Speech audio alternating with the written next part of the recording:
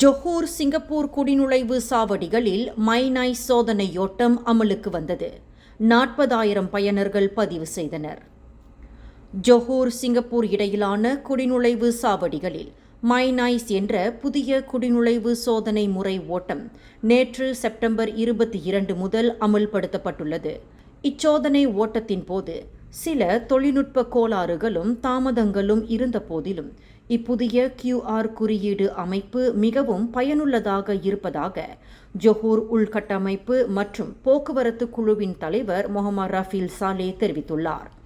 மைனாய்ஸ் முறையில் இதுவரை 40,000 பயனர்கள் மட்டுமே பதிவு செய்துள்ளதாகவும் விரைவில் அதிகமான பயனர்களை சென்றடையும் வகையில் பிரச்சாரங்கள் மேற்கொள்ளப்படும் என்றும் அவர் குறிப்பிட்டுள்ளார்.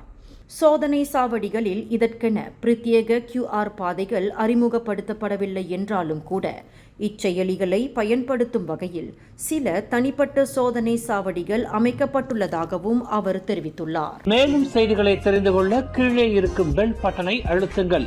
உங்கள் மகிழ்ச்சியை வெளிப்படுத்த லைக் மற்றும் ஷேர் செய்யுங்கள். தொடர்ந்து திசைகளோடு இணைந்திருக்க சப்ஸ்கிரைப் செய்யுங்கள்.